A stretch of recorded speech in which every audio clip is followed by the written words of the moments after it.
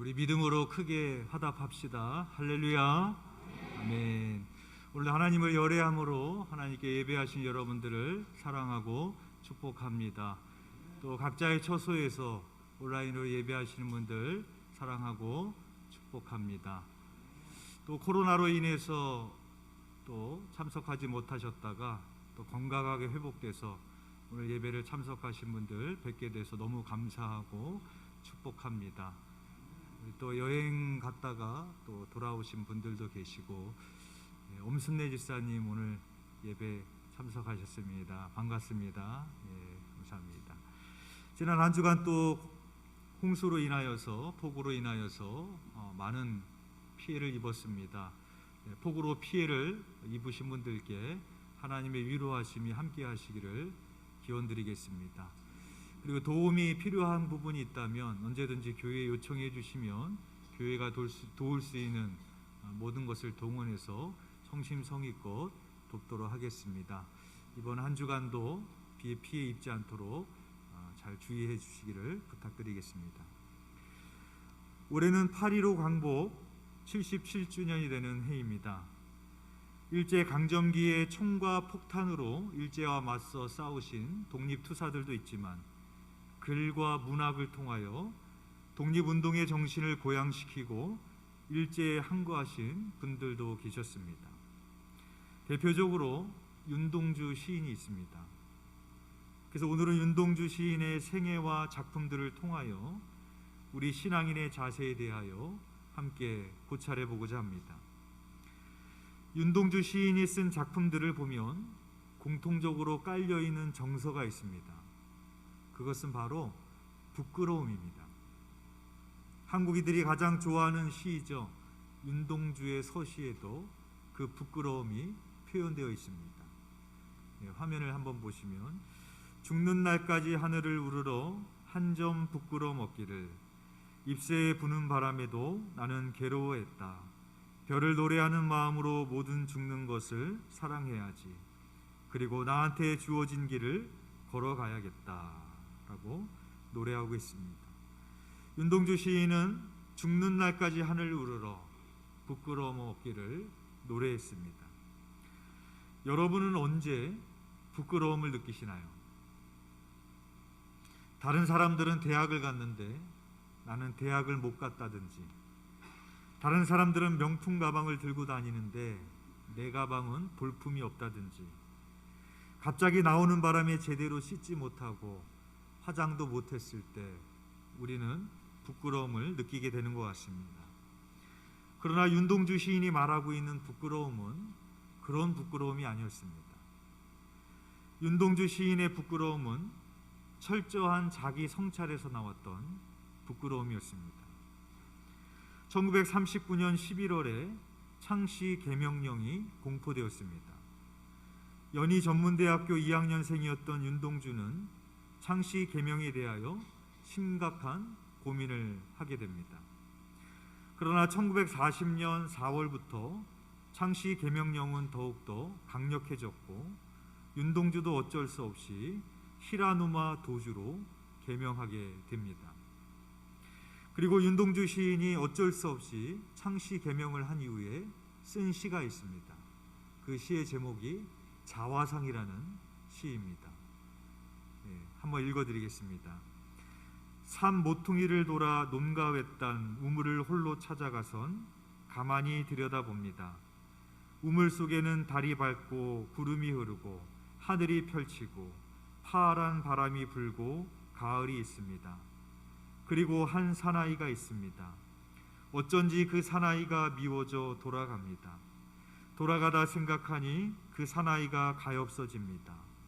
도로가 들여다보니 사나이는 그대로 있습니다. 다시 그 사나이가 미워져 돌아갑니다. 돌아가다 생각해보니 그 사나이가 그리워집니다. 우물 속에는 달이 밝고 구름이 흐르고 하늘이 펼치고 파란 바람이 불고 가을이 있고 추억처럼 사나이가 있습니다 라고 노래합니다. 여러분들도 눈치채셨겠지만 이 자화상에서 말하고 있는 사나이는 자기 자신을 말하고 있는 겁니다. 나르시즘이라는 말이 있죠.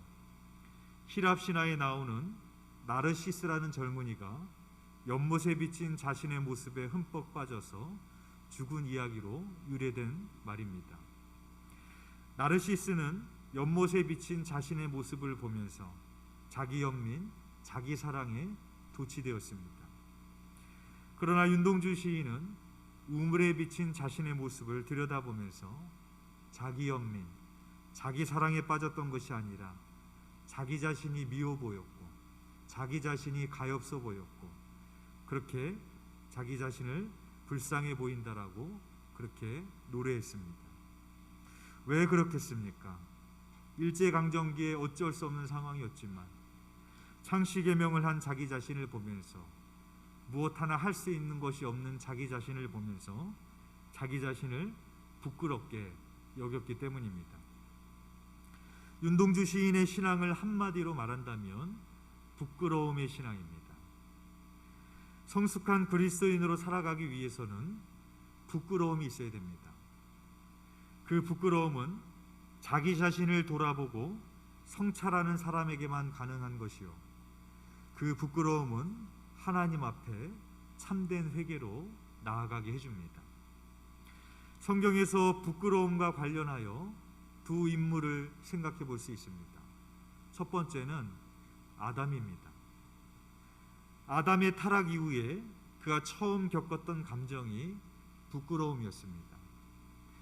그래서 우리는 그 부끄러움은 죄의 저주라고 통상적으로 이야기하지만 다른 한편으로 생각해 보면 그 부끄러움은 하나님이 주신 선물이기도 합니다.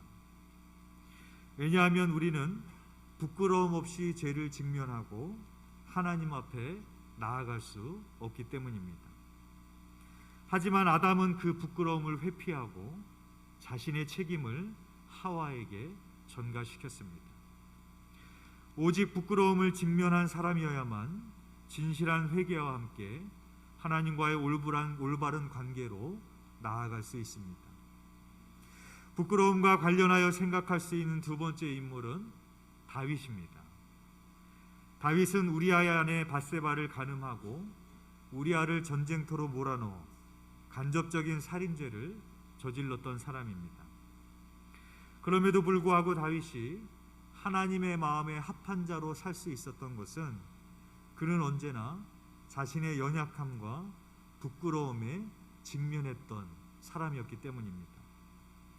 다윗은 나단 선지자가 와서 자신을 책망하였을 때 왕이라는 권력이 있었음에도 불구하고 자기 자신의 부끄러움을 회피하거나 왜곡해서 자기 합리화를 하지 않았습니다. 다윗은 그 부끄러움에 직면하였고 그 침상을 눈물로 적셔가며 하나님 앞에 통렬한 회개로 정직한 영을 구하였던 것입니다. 회개란 무엇이냐? 자신의 부끄러움에 직면하는 겁니다. 오늘 본문인 시편 51편은 다윗이 밧세바를 간음한 후에 회개하며 썼던 시였습니다. 오늘 본문 1절의 말씀입니다. 하나님이여 주의 인자를 따라 내게 은혜를 베푸시며 주의 많은 긍휼을 따라 내 죄악을 지워 주소서. 이 말씀에 보면 주의 많은 긍휼을 따라라고 다윗이 말하고 있습니다. 하나님의 긍휼이 많고 적음이 있겠어요? 항상 크시죠. 그런데도 불구하고 다윗이 주님의 많은 긍휼을 구하고 있는 이유는 무엇인가 하면 자신의 죄가 얼마나 크고 중한지를 심각하게 인식하고 있었기 때문이었습니다. 긍휼이라는 말, 이 자비라는 말은 히브리인들에게 있어서 자궁을 의미합니다. 그래서 그런 의미로 본다면 지금 다윗은 자궁 속에 있는 태아가 산모에게 전적으로 의지하고 있는 것처럼 하나님에게 전적으로 의지하며 용서와 은혜와 긍휼을 구하고 있는 것입니다. 2절 말씀에 보면 나의 죄악을 말갛게 씻으시며 나의 죄를 깨끗이 제하소서. 나의 죄악을 말갛게 씻으시며 1절과 비슷한 요청을 하고 있습니다. 다윗은 자신의 죄의 오점을 여러 번 씻어야 될 만큼 심각하게 인식하고 있습니다. 3절 말씀에 보면 물은 나는 내 죄가를 아오니 내 죄가 항상 내 앞에 있나이다 라고 말을 합니다. 여기서 나는 내 죄과를 아나니 할 때 이 안다라는 말이 야다입니다. 이 야다라는 것은 지적인 암을 말하는 것이 아니라 체험적인 암을 말할 때 사용되어집니다. 즉 다윗은 자신의 죄를 뼈에 사무칠 정도로 그렇게 인식하고 있음을 보여주고 있는 것입니다. 또한 그는 내 죄가 항상 내 앞에 있나이다 라고 그가 고백하고 있습니다. 우리가 어떤 걱정 근심거리가 생기면 그 걱정 근심거리가 항상 내 눈앞에 있죠. 그래서 다른 사람을 만나도 다른 일을 해도 눈에 들어오지 않을 때가 있습니다. 지금 다윗은 그 죄가 항상 내 앞에 있다라고, 그래서 그것이 나의 죄 때문에 다른 일을 할 수 없는 마음의 걸림돌이 되고 있는 것을 표출하고 있습니다.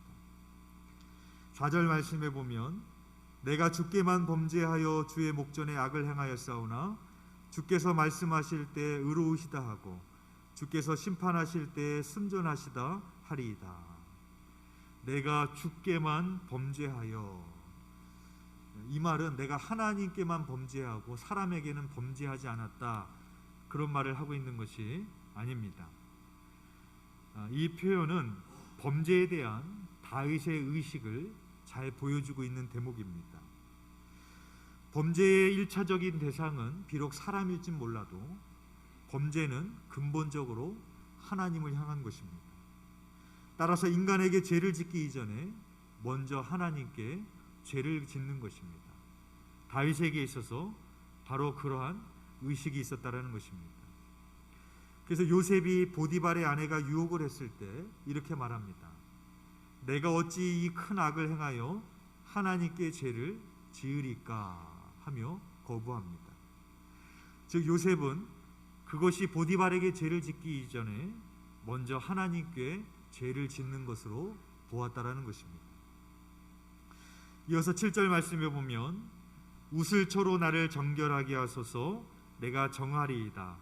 나의 죄를 씻어주소서 내가 눈보다 희리이다 라고 말합니다. 여기서 보면 우슬초로 나를 정결하게 하소서라고 다윗이 말하고 있습니다. 레위기 14장에 보면 문둥병에서 완쾌되어서 부정의 상태에서 벗어나 정결 예식을 할 때 새의 피를 찍어서 7번 뿌리게 되어 있습니다. 민수기 19장에서도 시체를 만져서 부정하게 된 사람이 정결 예식을 치를 때 우슬초를 사용하게 되어 있습니다. 요한복음 19장에서도 예수님이 십자가에 달리셨을 때 내가 목마르다 라고 말씀하셨고 사람들이 신 포도주를 적신 해면을 우슬초에 메어 예수님의 입에 대었습니다. 즉 예수님의 몸은 우슬초였고 예수님이 흘리신 피는 그 우슬초로 적셔서 뿌리는 정결의 피를 의미하는 것입니다. 다윗은 왕이었습니다. 모든 권력과 모든 힘을 가졌지만 자기의 죄를 정결케 할 수 있는 것은 나에게 있는 것이 아니라 오직 하나님에게 예수 그리스도의 보혈로만 깨끗하게 될 수 있음을 다윗이 고백하고 있는 것입니다. 아무리 자기가 왕일지라도, 아무리 돈이 많이 있을지라도, 아무리 자기가 힘과 권력이 있을지라도 나의 죄를 씻을 수 있는 것은 오직 예수 그리스도의 보혈뿐임을 오늘 말씀을 통해서 우리는 깨달아야 될 것입니다. 8절 말씀에 보면 내게 즐겁고 기쁜 소리를 들려주시사 주께서 꺾으신 뼈들도 즐거워하게 하소서라고 다윗이 말합니다. 다윗이 다른 시편에도 보면 내 뼈가 꺾였다라는 표현을 쓸 때가 있습니다. 이 표현은 굉장히 내가 고통스럽다라는 것을 표현할 때 그 뼈가 꺾인 것 같다라고 그렇게 표현을 합니다. 즉 그 뼈는 자기 자신을 말하고 있습니다. 죄책으로 짓눌려 있는 자신의 영혼이 주님께서 꺾으신 뼈라고 다윗이 말하고 있습니다. 그러나 다윗은 나로 하여금 주님 그 뼈들도 즐거워하게 하소서라고 말하고 있습니다. 우리가 세상 가운데 여러 기쁨과 즐거움을 누릴 수 있지만 나의 죄를 하나님 앞에 고백하고 회개할 때 그것으로부터 우리를 자유케 하시고 용서하시고 평강을 주시고 은혜를 주시고 여전히 나를 사랑하신다라는 그 하나님의 은혜를 경험하게 될 때 우리는 세상과 비교할 수 없는 기쁨과 즐거움을 경험하게 됩니다. 다윗은 바로 내가 꺾여진 것 같은 그 고통 속에서 그 하나님의 은혜의 기쁨을 구하고 있는 것입니다. 10절 말씀에 보면 하나님이여 내 속에 정한 마음을 창조하시고 내 안에 정직한 영을 새롭게 하소서라고 다윗이 말을 합니다.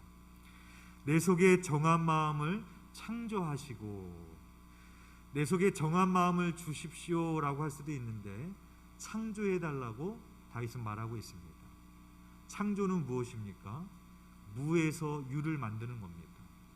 즉 다윗의 고백은 뭐냐? 내 안에 정한 마음이 없다라는 것입니다. 우리 안에 선한 것이 하나도 없다라고 고백하는 것이죠. 그 정한 마음은 누가 주실 수 있는 것이냐? 내가 스스로 만들어낼 수 있는 게 아닙니다. 오직 하나님께서 우리에게 주실 수 있음을 다윗이 고백하고 있는 것입니다. 그래서 영어 성경의 번역에도 보면 Create in me a pure heart, 내 안에 그 깨끗한 마음을 창조해 주십시오 라고 다윗이 기도했던 것입니다. 11절 말씀에 보면 나를 주 앞에서 쫓아내지 마시며 주의 성령을 내게서 거두지 마소서라고 기도하고 있습니다. 다윗은 죄를 범한 후에 무엇을 가장 두려워하였는가? 왕위에서 쫓겨나는 것을 두려워하지 않았습니다. 사람들이 나를 어떻게 비판할까 두려워하지 않았습니다. 민심의 여론이 떠날 것을 두려워하지 않았습니다. 다윗은 무엇을 두려워했느냐? 하나님과의 교제가 단절이 되는 것을 두려워했습니다. 내가 가장 무엇을 두려워하며 살아가느냐? 그것이 바로 여러분들이 여러분의 인생에서 가장 중요하게 생각하는 겁니다. 돈이 없어질 것을 나는 두려워하고 살아가고 있습니까? 여러분의 인생에서 가장 중요한 게 돈입니다. 사람들에게 인정받지 못하면 어떡하는가를 가장 두려워하고 계십니까? 그것이 여러분들에게 있어서 가장 중요한 것입니다. 내가 가장 두려워하는 것이 뭐냐? 내가 가장 중요하게 여기는 것입니다. 다윗이 바로 하나님의 마음에 합한 자가 될 수 있었던 것, 왕위에서 쫓겨나는 것이 두려웠던 것이 아니라, 사람이 나를 어떻게 볼까 두려웠던 것이 아니라, 민심이 떠나가고 여론이 떠나가는 것을 두려웠던 것이 아니라 하나님과의 교제의 단절을 가장 무서워했던 다윗이었음을 보게 되어집니다. 이와 대조를 이루는 사람이 있죠. 사울입니다. 사울도 하나님께 범죄했습니다. 인간적인 잣대로 보면 다윗의 죄가 훨씬 큽니다. 그러나 사울은 범죄했을 때 그 순간에 하나님과의 단절을 두려워해서 그 부끄러움에 직면했던 것이 아니라 왕위의 자리에서 쫓겨날 것을 두려워했습니다. 사람들이 나를 비판할 것을 두려워했고 민심이 바뀔 것을 두려워했습니다. 그래서 결국에 사울은 왕의 자리에서, 권력의 자리에서 쫓겨나게 되는 것을 우리가 보게 되어집니다. 이어서 12절 말씀에 보면 다윗은 이렇게 찬양합니다. 주의 구원의 즐거움을 내게 회복시켜 주시고 자원하는 심령을 주사 나를 붙드소서. 주의 구원의 즐거움을 내게 회복시켜 주시고, 구원의 즐거움은 무엇이겠습니까? 내가 하나님 앞에 통렬한 회개를 나아갔을 때 나를 용서해 주시는 그런 하나님의 은혜와 사랑이 바로 구원의 즐거움입니다. 여러분, 회개 없는 구원이 가능할 수 있을까요? 회개 없는 복음이 있을 수 있을까요? 불가능합니다. 회개란 무엇이냐? 자신의 부끄러움에 직면하는 겁니다. 자신의 부끄러움에 직면하는 사람이 회개할 수 있는 것이고, 바로 그것을 통해서 구원의 역사를 우리는 경험할 수 있는 것입니다. 그러나 시대가 지날수록 현대인의 심령은 바로와 같이 강팍한 심령이 되어져 가고 있습니다. 우리는 날마다 자기를 치장하고 왜곡하며 살아갑니다. 양심은 무뎌지고 자기 자신의 모습은 돌아보지 않습니다. 자기 합리화는 점점 심해져 가고 부끄러움은 부정적인 것이라고 치부해버리고 외면해버리기 쉽습니다. 그래서 현대인에게는 윤동주의 시가 필요하고 다윗의 시가 필요합니다. 우리는 하나님 앞에 단독자로 서 있는 윤동주의 시와 다윗의 시를 통해서 우리는 부끄러움을 직면하는 용기와 믿음을 배워야 될 것입니다. 우리는 또한 언제 부끄러움을 직면하게 되는가? 감람교회 이기우 목사님이 쓰신 그래도 우리는 하나님을 이야기합니다 라는 책에 나오는 이야기입니다. 과거에 SBS에서 힐링 캠프라는 프로를 방영했던 적이 있었습니다. 탤런트 차인표 씨가 봉사하는 한국 컴패션 나눔에 구두를 닦으며 동참해 오셨던 김정아 목사님의 사연이 소개된 적이 있다고 합니다. 김정아 목사님은 2006년 10월에 성남시 단대동에 샬롬 교회를 개척했습니다. 그리고 그해 12월 교우들과 컴패션 콘서트에 참석했는데 위에서 내려오는 풍선 속에 선물이 들어있을 것 같아서 주었다고 합니다. 그런데 터뜨려 보니 각국 어린이들을 도와야 하는 약속의 편지가 들어있었다고 합니다. 그 편지를 교회에 가져와서 고민을 했다고 합니다. 그걸 그냥 버리면 한 생명을 버리는 것 같아서 기도하였고 결국 재원을 마련하기 위하여 교회 앞에서 구두를 닦기 시작했습니다. 그렇게 모은 돈으로 2년 가까이 7명의 아이들을 후원하게 되었다고 합니다. 그리고 그 작고 초라한 건물 안에 교회 앞에는 사랑의 쌀독이 있었습니다. 그리고 그 뚜껑에는 이렇게 적혀 있었습니다. 필요할 때 누구든지 와서 퍼가세요. 한 번은 20kg짜리 쌀을 막 풀어서 먹으려고 하는데 어느 젊은 사람이 배가 고파서 쌀을 얻으려고 왔다고 합니다. 그래서 그 순간에 하나님이 보내주신 사람이라고 생각하고 포대째 주면서 그 사람을 전도하였고 그것이 사랑의 쌀독이 시작의 계기가 되었다고 합니다. 그리고 얼마 후 놀라운 기적이 일어났습니다. 지인 한 분이 교회에 필요한 것이 없느냐고 하기에 쌀이 필요하다고 하자 그 말이 떨어지자마자 후원자는 1년 동안 20kg짜리 120포대를 보내주었다고 합니다. 김정아 목사님은 루게릭병을 앓고 있었습니다. 루게릭병이 뭔지 아시죠? 근육이 굳어가다가 죽게 되는 그런 병입니다. 건강한 몸도 아니고 루게릭병을 앓으면서 대형교회 목사가 아니라 개척교회의 가난한 목사이셨지만 구두를 닦으면서 아이들을 후원했고 또 자신의 병이 세상에 알려지자 또 많은 도움의 손길이 이어졌다고 합니다. 그 후원금도 또 자기보다도 어려운 이웃을 향해서 또 후원금을 흘려보내시기도 했다고 합니다. 이 책에 보면 이기우 목사님이 이 책의 그 내용의 사연을 소개하면서 마지막에 이렇게 말합니다. 나는 그 김정아 목사님을 보면서 자랑스럽습니다. 그리고 부끄럽습니다. 라고 그렇게 사연을 소개하는 것을 보게 됐습니다. 우리는 언제 부끄러움을 느끼게 됩니까? 나보다 가진 것이 없는 사람이, 나보다 건강하지 못한 사람이, 나보다 환경과 여건이 되지 않는 사람이 하나님을 위해 다른 사람을 위해 희생하고 헌신하는 모습을 볼 때 우리는 내 자신의 부끄러운 모습을 보게 됩니다. 따라서 부끄러움은 우리로 하여금 다시 한번 사명의 길을 걸어가게 하고 십자가의 길을 걸어가게 해주는 것입니다. 윤동주 시인은 1941년 연희전문학교 문과를 졸업하고 학문에 대한 열정으로 1942년 일본으로 건너가 립교대학 영문과에 입학했습니다. 그러나 조선인 학생 민족주의 그룹 사건으로 체포가 되어 1944년 3월 31일 교토지방재판소에서 2년형을 선고받고 후쿠오카 형무소로 수감이 됩니다. 윤동주는 형무소에서 수감되기 전에 재판을 받을 때 사상범이었기 때문에 상대적으로 풀려나기가 쉬운 상황이었습니다. 윤동주는 총과 폭탄으로 항일운동을 한 것이 아니기 때문에 뚜렷한 물증이 없습니다. 그래서 풀려나기가 쉬웠습니다. 그냥 잘못했다, 아니면 나는 그런 적이 없다 라고 말만 해도 풀려날 수 있는 상황이었습니다. 그러나 윤동주는 그의 시에서 미리 예견한 것처럼 그 재판을 받을 때 판사 앞에서 어떠한 두려움도 찾아볼 수가 없었다고 합니다. 끝까지 조선의 독립에 대한 기계를 굽히지 않았고, 결국 윤동주는 형무소에서 뇌일혈, 오늘날로 말하면 뇌출혈입니다. 뇌출이라는 병명으로 28세의 젊은 나이에 조국의 독립을 보지 못하고 형장의 이슬로 사라지게 됩니다.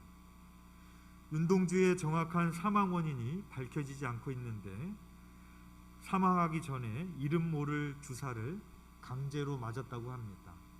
그래서 추측컨대 가장 강력하게 추측되어지는 것이 일본의 생체 실험으로 사망하게 된 것이라고 그렇게 보고 있습니다. 이러한 윤동주의 기계는 그의 시에서 이미 결의가 다져져 있었습니다. 윤동주 시인이 쓴 십자가라는 시가 있습니다. 제가 읽어드리겠습니다. 쫓아오던 햇빛인데 지금 교회당 꼭대기 십자가에 걸렸습니다. 첨탑이 저렇게도 높은데 어떻게 올라갈 수 있을까요? 종소리도 들려오지 않는데 휘파람이나 불며 서성거리다가 괴로웠던 사나이, 행복한 예수 그리스도에게처럼 십자가가 허락된다면 모가지를 들이우고 꽃처럼 피어나는 피를 어두워가는 하늘 밑에 조용히 흘리겠습니다 라는 시를 썼습니다. 윤동주 시인은 자신에게 찾아온 현실을 원망하거나 절망하지 않았습니다. 그는 그 절망을 받아들였고 그 십자가를 받아들이고 신앙인으로서 걸어가야 될 그 길을 묵묵히 걸어갔던 것입니다. 부끄러움이란 자기 자신을 성찰하게 하고 하나님께 진정한 회개로 나아가게 합니다. 또한 부끄러움이란 우리가 걸어가야 될 사명의 길을 걸어가게 만들어줍니다. 죽는 날까지 하늘을 우러러 한 점 부끄러움 없기를, 잎새에 부는 바람에도 나는 괴로워했다. 별을 노래하는 마음으로 모든 죽는 것을 사랑해야지. 그리고 나한테 주어진 길을 걸어가야겠다 라고 윤동주 시인은 자신이 걸어가야 될 길을 밝히고 있습니다. 다윗 또한 시편 25편에서 이렇게 고백합니다. 나의 하나님이여, 내가 주께 의지하였사오니 나를 부끄럽지 않게 하시고 나의 원수들이 나를 이겨 개가를 부르지 못하게 하소서. 여호와여, 주의 도를 내게 보이시고 주의 길을 내게 가르치소서. 다윗 또한 하나님께 나를 부끄럽게 하지 마시고 나에게 어떠한 고난과 역경이 올지라도 묵묵히 나한테 주어진 길을 걸어가겠다라고 다짐을 했습니다. 사랑하는 교회 여러분, 우리는 윤동주의 시를 통하여, 다윗의 시를 통하여 부끄러움에 직면하는 신앙인의 모습을 보았습니다. 이제는 여러분들의 시를 쓰셔야 됩니다. 부끄러움에 직면하여 자기 자신을 성찰하고, 부끄러움에 직면하여 내가 앞으로 어떠한 삶을 살아가야 될지 하나님 앞에 결단하고 그 길을 묵묵히 걸어갈 수 있는 저와 여러분이 되시기를 주님의 이름으로 축원드립니다. 기도드리겠습니다.